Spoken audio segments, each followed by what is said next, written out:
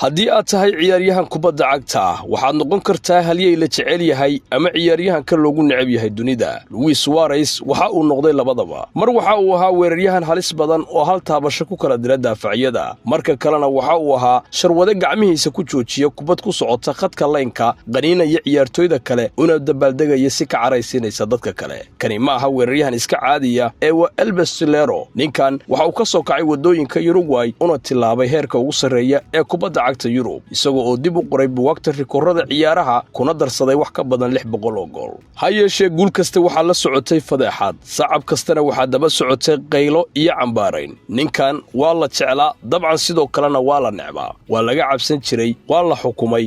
Mana aha keliya ciyaaryahan kubadda cagta ah ee waxa uu ahaa shakhsi ay ficiladiisu isburinayaan waayihiisa ciyaaraha. maanta waxaynu furaynaa sheekada sida uu ku noqday weeraryahanka ugu halista badan kubadda cagta casriga ah, sidoo kalena uu ku noqday sharwade dadka qaarkii ay si weyn u necab yihiin. soo dhawaada.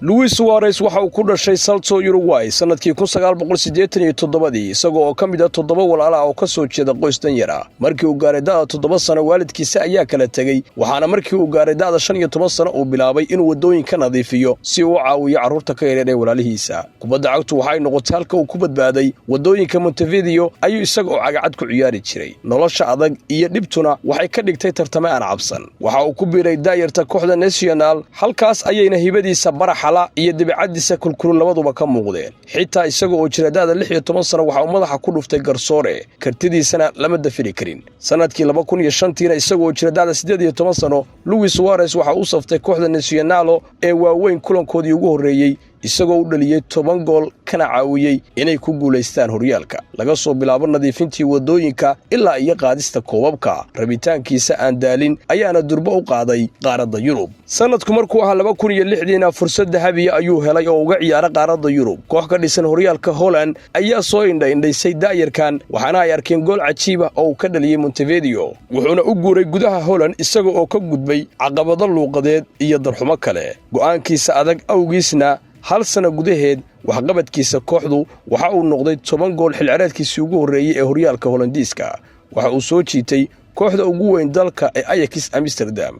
Ajax ayaa ka bixisay 7.5 milyan si ay u hesho xidiga Albestolero oo 19 sano jir ah. waxa uu qalinka ku duugay heshiis 5 sanadooda, taasoo caddayn u ahayd in sumcadiisu ay sii korayso. kooxda Ajax gudaheeda Luis Suarez si degdeg ah ayuu u noqday mashiin gool dhaliya. xilciyaareedkiisii ugu horeeyayna waxa uu dhaliyay 17 gool, waxaana uu weerarka kula mataanoobay saaxiibkiisii weerarka ee Huntelaar. sanadkii 2009 isagoo oo jira da'da 22 sano oo kaliya, Luis Suarez waxa loo magacaabay kabtanka kooxda Ajax. waa sharaf dhif iyo naadir ah oo la siiyay ciyaaryahan ajnabi ah oo daayar ah, waxaana uu kalsoonidaasi ku abaalmariyay kooxda 35 gool oo horyaalka ah xilciyaareedkii 2009-2010, isagoo oo noqday gooldhaliyaha ugu sarreeyay ee horyaalka Holland, isla markaana heray abaalmarinta ciyaaryahanka sanadka ee horyaalka Hollandiiska. taageerayaasha Amsterdam waa ay jeclaayeen xamaasadiisa iyo kartidiisa, waxaan caadi ahayn ayayna u arkayeen. waxay ugu yeeri jireen Albestolero sababtoo ah dhamaystirkiisa degdega ah iyo dabaaldegiisa soo jiidashada leh. Luis Suarez waxa uu ku soo baxay da'yar hami weyn leh. shuud kaste oo uu ridana waxa uu dhaawacayay daafacyada ka soo horjeeda. markii xidignimadiisu ay sare u soo kacday, dhinaca kale waxyaabaha xun ee ku hareeraysan ayaa iyaguna korayay. sanadkii 2007 waa la ganaaxay kadib dagaal uu la galay saaxiibkiisa Alberto Luque. 3 sano kadibna waxaa timid dhacdadii sumcadiisa mugdiga ku shaabadaysay, isaga oo ka caraysan kulan ay la ciyaarayeen kooxda PSV. Suarez waxa uu garabka ka qaniinay Othman Bakal. saxaafadda Hollandiisku waxay u bixiyeen cunaaga Ajax, waxaana la ganaaxay 7 kulan, waxaana laga jaray lacag. waxaana uu kooxda Ajax uga tagay isaga oo ganaax ku jira bishii Janaayo 2011. taageerayaashu wali waa ay jeclaayeen 111 gool ayuu u dhaliyay kooxda, balse dunida inteeda kale Suarez hadda waxaa lagu calaamadeeyay weeraryahan cajiib ah oo geeska kalena khatar leh. wax yar kadibna masrax weyn oo fadeexo weyn leh ayaa soo bixi doonta. meesha xigta ee Luis Suarez uu socday waa halka ka dhigtay magaciisa mid laga yaqaan qoys walba, sabab la xiriira wanaag ama xumaanba. kahor inta uusan ka tagin kooxda Ajax, Luis Suarez waxa uu durba galay taariikh caalami ah si aad u la yaab badan waliba. waxay ahayd rubc dhamaadka koobka adduunka 2010 ee South Africa, Uruguay iyo Ghana oo ahayd kooxdii ugu dambeysay ee Afrikaana oo tartanka ku soo haray. waxaa dhabarkooda saarnaa qaaradda Afrika oo idil. Waqti dheer ayaa ciyaarta lagu daray wax yar iyadoo ay ka dhiman tahay dhammaadkii ciyaarta kubad madaxa oo Ghana ay dhalin lahayd taasi oo qarka u saarnayd inay go'aamiso ciyaarta. Isla ilbiriqsigaasi Luis Suarez ayaa ku sugnaa khadka laynka goolka. Waxa uu noqday badbaadiye dhinaca kalena dambiile. Si ula kaca ayuu kubadda gacantiisa ugu badbaadiyey ugana joojiyay gool cadaan ah. Khalad cad ayay ahayd, Roose ayuuna qaatay. Rigoore ayaa loo dhigay Ghana intii uu banaanka sii socday. Suarez waxa uu daawanayay Samoa Gayaan oo tuuranaya rigooradii. Dabcan rigooradii waxay ku dhacday birta xaggeeda sare waana ay baxday. Suarezna dabaaldeg dartii waa uu qarxay oo dhinaca garoonka ayuu ordayaa. Gacmaha ayuu kor u taagayaa halka riyadii Ghana ay burburtay. Uruguay ayaa ku reebtay rigoorooyin waxaana ay u gudbeen afardhamaadka. Hal ilbiriqsi gudaheed Elbestillero waxa uu noqday geesi qaran oo Uruguay ah iyo sarwada dunida kale ee kubadda cagta laga neceb yahay. Suarezna wax qooma kama muujin gacantii uu ku badbaadiyay goolkii cadaanka ahaa ee Ghana. Waxa uu sheegay inay la mid tahay gacantii goolka ee Maradona. Waxa uu sheegay inuusan isagu qalad lahayn oo uusan raaligelin bixinayn. Waxa uu yiri waan bixin lahaa raaligelin haddii qalad aan sameeyay Roose la igu siin lahaa ciyaaryahan aan dhaawici lahaa. Ha yeeshee qalad ayaan sameeyay, Roose ayaa la siiyay, rigoorana waa la dhigay. Anigu ma ihi midka raaligelinta bixinaya sababtoo anigu rigooradii kama qasaarin xulka qaranka Ghana. Dad badani hadalkan waxay u arkeen mid geesinimo leh waxaana lagu sawiray Luis Suarez inuu yahay mid wax walba u sameynaya guusha xitaa haddii ay tahay wax jebinaysa shuruucda kubadda cagta. FIFA waxay ganax dul dhigtay kulankii afardhamaadka oo xulka qarankiisa lagu reebay. Ha yeeshee dalkiisa gudihiisa waa looga dabaaldegay oo laga soo dhaweeyay. Badbaadadii gacanta ee Luis Suarez ee goolka waxay noqotay dhacdadii ugu sheekada badnayd ee koobka dunida. Isaguna waa uu ku faanay inuu sameeyay badbaadintii ugu fiicnayd sidii inuu yahay goolhaye. Bishii Janaayo sanadkii 2011 kadib buuqii koobka adduunka, Luis Suarez waxa uu yimid gudaha Ingiriiska si uu ugu biiro kooxda Liverpool. Horyaalka Premier League waxa uu noqday goobtii tijaabada ee dagaalka Suarez. Taageerayaasha Liverpool way u baahnaayeen geesi, Suarezna waa ay heleen. Waxa uu dhaliyay gool kulankiisa ugu horeeyay ee Anfield isagoo isla markiiba dardar geliyay ciyaarihii kooxda. Xirfadiisa iyo gaajada uu qabo gool dhalinta iyo dabcan dadaalkiisa u eg durjoogta, Suarez waxa uu noqday wadnaha weerarka Liverpool. xilciyaareedkiisii ugu horeeyay oo buuxana waxa uu kooxda ka caawiyay ku guuleysiga League Cup-ka 2013 waxaa si ballaaran loogu tixgeliyaa weeraryahankii ugu hubada fiicnaa gudaha Ingiriiska, mid dhalin kara isla markaana samayn kara waxyaabo cajiib ah sida kubadda meel fog laga laaday iyo orod waaliye oo lagu dhaafa daafacyada iyo dabcan saddexley daawadayaasha aamusisa. xilciyaareedkii 2013-14 Luis Suarez waxa uu soo bandhigay mid ka mid ah xilliyaasha shakhsiyadeed ee ugu fiican taariikhda horyaalka Premier League. 31 gool ayuu ku dhaliyay 33 kulan isagoo oo qaatay kabta dahabiga ee gool dhalinta iyo sidoo kale isku darsiga labada abaalmarin ee ciyaaryahanka sanadka FA-ga iyo ciyaaryahanka sanadka ee qorayaasha. Waxa uu ku dhawaaday inuu Liverpool ku hogaamiyo horyaalka Premier League oo aysan muddo qaadin. Ha yeeshee waxa ay ku dhameysteen meel 2 dhibcood ka hooseysa kooxda ku guuleysatay horyaalka Premier League. garoonka dhexdiisana Luis Alberto Suarez waxa uu ahaa mid aan la joojin karin.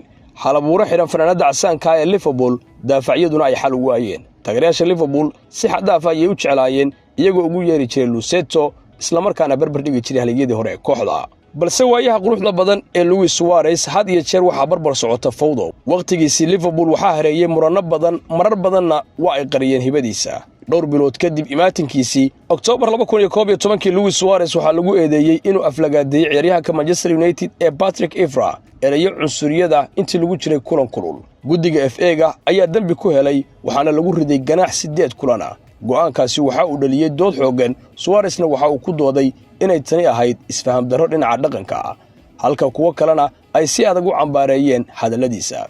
dabadeedna ficil kale oo carar dhaliya ayaa xigay. Suarez waxa uu diiday inuu gacan qaado Evra ka hor kulankii Febraayo 2012 taasoo sii hurisay colaadii horseeday in tababaraha Liverpool uu raaligelin bixiyo. weeraryahanka reer Uruguay sidoo kale waxa lagu qabtay isagoo oo sameynaya dabaaldeg anshax xumo ah oo farta dhex u taagaya taageerayaasha Fulham kuwaasi oo aflagaadeeyay December 2011.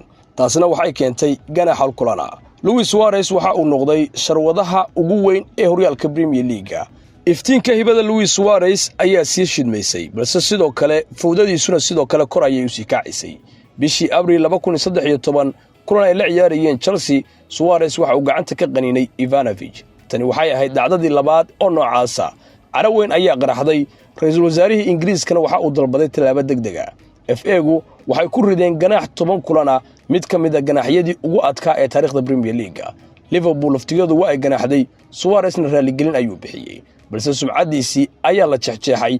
Ciwaanada wargeysyaduna waxay ugu yeereen bahal. Kuwa waxaysiistaahay waa ay ka durkeen. Ha yeeshee Anfield gudaheeda taageerayaashu wali waa ay difaacayeen, iyagana waxa uu ahaa weeraryahan halis badan. Dadka kale oo dhanna waxa uu ahaa mid ka loogu necab yahay kubadda cagta Ingiriiska. Markii uu dhamaystay ganaaxiisana, Suarez waxa uu ku soo laabtay isagoo sidii hore ka wanaagsan. Waxa uu si joogto ah u dhalinayay goolal, waa uu qoslayay, waxaana uu ekaa mid dejiyey dabeecadiisa. Dhamaadkii xilciyaareedkana waxay u muuqatay in dhammaan waxyaabihii xumaa uu dib ugu saxayo goolashiisa. Waxa uu ku guulaystay kabta dahabiga ee Yurub, waxaana loo aqoonsaday weeraryahanka ugu sarreeya dunida. Si kastaba ha ahaatee, qadartu waxay diyaarinaysay duufaan kale, mid ka dhigi doonta dhammaan dembiyadiisii hore kuwa yaryar. Luis Suarez waxa uu qarka u saaran yahay inuu mar kala baabi'iyo sumcadiisa, weliba masraxa ugu weyn kubadda cagta dunida. Waxay ahayd koobkii adduunka 2014 Luis Suarez-na waxa uu ka soo laabtay dhaawac jilibka si uu u hogaamiyo xulka Uruguay, kulan muhiim oo ay la ciyaarayeen xulka Talyaaniga. Daafacyada Talyaaniga ayaa si adag u xirtay cadaadiska adag ee saaran iyo kulka ciyaartaasina waxa uu keenay in xanaaqiisu uu kordho. Isla ilbriqsigaasina waxaa la arkay mar kaliya Luis Suarez oo xanaaqay isla markaana garabka ka qaninay daafaca Talyaaniga ah ee Chiellini kadib markii ay isku dhaceen goolka hortiisa. Chiellini xanuunka ayuu la dhacay, waxaana la arkayay isaga oo garsooraha tusaya raadka ilkaha. Dunida oo dhani waa ay yaabtay. Mar kale muxuu sameeyay ayaa la isweydiiyey. Maqaniyadii saddexaadba bartamaha koobka adduunka miyuu ku sameeyey? Waxay noqotay qaniyadii dunida oo dhan argagax gelisay, waxaana ay kicisay cara weyn iyo jees caalami ah. FIFA waxay xaqiijisay inay dacwad edbin ah ku qaadi doonto ciyaaryahanka reer Uruguay Luis Suarez. Saameyntuna waxay noqotay mid daran oo FIFA waxay ku riday mid ka mid ah ciqaabihii ugu adkaa ee abid. Suarez waxaa laga mamnuucay dhammaan hawlaha kubadda cagta muddo 4 bilood ah. Waxaa sidoo kale la ganaaxay 9 kulan oo heer caalami ah. Koobka adduunka oo dhanna waa uu ka baxay. Warbaahinta ayaa ugu kacday si aan horey loo arag. Suarez-na waxaa lagu tilmaamay sharwadaha ugu weyn ee kubadda cagta, dambiile soo noqnoqday iyo mid u muuqda midaan xakamayn karin dareenkiisa. Waxaa caan noqotay majaajilooyin iyo sawir gacmeedyo jees ah oo laga sameeyey isagoo ilka dhaadheer leh. Laakiin dalkiisa Uruguay waxa uu ka ahaa haliyey oo mar kale ayaa la difaacayay. Madaxweynaha Uruguay ayaa si kulul u sheegay in ciqaabtani ay tahay mid cadaalad darro ah. Waxa uu ku eedeeyay FIFA inay tahay hay'ad ku dhisan xiriirka kubadda cagta Uruguay iyo xitaa saaxiibadiisa xulka qarankuna oo ay ka hor yimaadeen ganaaxa oo ay ku tilmaameen mid xad dhaaf ah oo naxariis darro ah. Suarez waxa uu ekaa geesi mudan in la difaaco marka laga fiiriyo dadkiisa. Ha yeeshee dunida kale waxay u arkaysay in si adag loo ganaaxo si uu ficiladan xun uga joogsado. Markii uu dhibaatadaasi kala soo kulmay koobkii adduunka oo uu murugaysan yahay, dadkuna ay isweydiinayeen tani ma tahay dhammaadka waayihii Suarez kadib 3 qaniyo, ganaax cunsuriyeed iyo muranno aan dhammaad lahayn, yaa aamini doonana la isweydiinayay. Jawaabtu si dhaqso ayay u timid, meel aan la filan ayay ka timid, iyada oo furtay albaabka dib u soo noqoshada. Xitaa iyadoo sumcadiisu ay burbursan tahay, Luis Suarez weli waxa uu ahaa mid cajiib ah. Toddobaadyo kadib dhacdadii koobka adduunka 2014, Barcelona ayaa dunida ka yaabisay iyada oo ka bixisay 65 milyan si ay u helaan. Intii uu ku jiray ganaaxa ma tababaran karin, lama soo bandhigi karin. Ha yeeshee Barcelona waa ay ka gudmeen dhammaan waxyaabahaasi, waxaana ay rabeen inay ku lamaaniyaan weerarkoodii khatarta ahaa Messi iyo Neymar. Waxay u bareereen khatar weyn, ha yeeshee waxay ugu guulaysteen si cajiib ah. Kulankiisii ugu horreeyay ee Barcelona 2014 waxay u ekaatay badbaadin iyo dib u dhalashadii Suarez, isaga oo la ciyaaraya Messi iyo Neymar, kana mid noqday weerarkii caanka ahaa ee Emerson. Waxay noqdeen kuwa aan la joojin karin, waxaana uu dhaliyay gool finalkii Champions League ee xilciyaareedkiisii ugu horreeyay, isagoo kooxda ka caawiyay ku guulaysiga 3 sanad kadib. Waxa uu dhaliyay 59 gool 53 kulan, isagoo oo ku guulaystay abaalmarinta gooldhaliyaha La Ligaha iyo kabta dahabiga ah ee Yurub, isla markaana soo afjaray waayihii kubadda cagta dunida ay xukumayeen Messi iyo Ronaldo. Taageerayaasha Camp Nou xitaa sumcadiisii sharwade waxay u rogeen mid ay ku faanaan. Haddii uu Suarez horey u ahaa mid wax qaniina oo khatar badan, hadda waxaa muuqatay in haddii si sax ah loo hago kooxda uu siinayo wax cajiib ah isagoo aan cid kale cabsi ku keenin. Intii uu joogay Barcelona, Luis Suarez waxa uu urursaday koobab tiro beel ah, 4 La Liga ah, 4 Copa del Rey ah, 1 Champions League, 1 Club World Cup iyo kuwo kale. Sidoo kale waxa uu noqday gooldhaliyaha saddexaad ee ugu sarreeya taariikhda Barcelona. Taasina waxay caddayn u tahay joogtayntiisa bandhiga. tan ugu muhiimsanna Suarez inta badan waxa uu iska ilaalinayay dhibaatooyinkii hore, qaniinyo dambe ma jirin, fadeexadna ma jirin marka laga reebo xamaasadda iska caadiga ah ee garoonka dhexdiisa sida ciyaaryahan kasta oo kale. Spain gudaheeda waxa uu ku gaaray waxyaalo dad badan ay u arkayeen waxaan macquul ahayn. waxa uu dib u soo ceshay sumcadiisii, sheekadii ahayd Luis Suarez-kii waalnaana waxay isu beddeshay Luis Suarez-kii guulaystaha ahaa. waxa uu caddeeyey inuu ku guulaysan karo heerka ugu sarreeya ee kubadda cagta isagoo aan keenin wax dhibaato ah, isaga oo si tartiib dib ugu kasbanayay ixtiraamka dhammaan kuwii dhaliili jiray. dabcan taageerayaasha mucaaradku marnaba ma ilaawin ficilada xun ee Luis Suarez, ha yeeshee waxaa sii fogaanaysay mar walba in la ilaawo Suarez-kii dhibaatada badnaa lana ogaado midka faa'iidada badan. marka da'diisu ay korortay, xawaarihiisuna uu yaraaday, balse dareenkiisa ugaarsiga goolashu uusan lumin. sanadkii 2020 Barcelona waxay wajahday qalalaasa dhaqaale. Suarez oo jirdada 33 sano waxay u arkeen mid aan loo baahnayn si kooxda dib loogu dhiso. go'aankaasi waxa uu dhaawacay ciyaaryahanka khatarta badan, haddana waxa uu dejiyey maskaxdiisa si uu mar kale dadka u tuso inuu yahay midkii uu ahaan jiray. markii Barcelona ay iska fasaxday 2020kii, Suarez waxa uu isku arkay isaga oo taagan isgoys halisa. dad badani waa ay ka quusteen iyagoo u qaatay maalmihii si fiicnaa inay dhammaadeen. xitaa maamulka Barcelona waxay u maleynayeen inuu ka baxay heerkiisii ugu sarreeyay, balse Suarez arrintaasi si shakhsi ah ayuu u qaatay, isaga oo go'aansaday inuusan ka tagin gudaha Spain isla markaana ku biiro kooxda ay xifaltamaan ee Atletico Madrid. waa koox darisla ah oo caan ku ah kubadaha adag iyo macagignimada, qaab si fiican ugu habboon shakhsiyadda Luis Suarez. dunida kubadda cagtana isla markiiba dib ayuu u xasuusiyey inaan marna la dhaylisan karin El Pistolero. xilciyaareedkii 2020-21 Suarez waxa uu noqday lafdhabarta weerarka Atletico Madrid, isaga oo dhaliyay 21 gool oo horyaalka ah. goolashiisuna kaliya ma ahayn tiro ee waxay ahaayeen kuwo go'aamiyey ciyaaraha. Suarez waxa uu ka soo muuqan jiray waqtiyada muhiimka ah dhinaca goolashiisa daqiiqadaha ugu dambeeyana waxay ahaan jireen kuwa go'aamiyey ciyaaraha. waxa uu muujiyey gaajadiisii hore ee guusha. tababaraha Atletico Madrid Diego Simeone oo isagoo aan nin kulkulul, Suarez waxa uu siiyey awood buuxda inuu noqdo nin u shaqeeya si adag.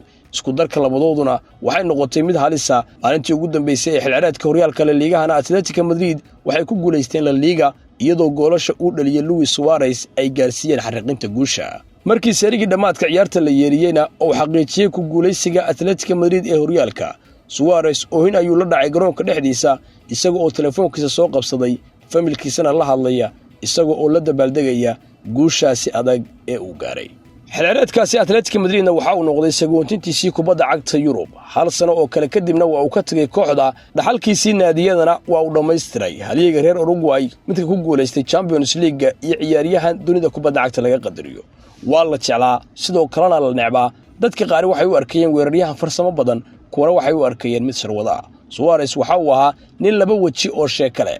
xirfadiisu waxay muujinaysay heerarka uu gaari kara ciyaaryahan halis badan iyo hoos u dhaca ku dhici kara haddii uusan xakamayn xamaasadiisa. tani waxay ahayd sheekada muran kale ee Luis Suarez, geesi u ah qaar, sharwadana u ah qaarka kale. laga soo bilaabo wadooyinka Montevideo ilaa masraxyada waaweyn ee Yurub, waxa uu qaaday koobab, ku guuleystay kabaha dahabka ah, isla markaana xambaarsanaa ceeb. cutub walba waxa uu ka sheekaynayaa halyeynimadiisii iyo inuu ahaa weeraryahankii ugu cabsida badnaa iyo sidoo kale ninkii loogu necbaa jiilkiisa.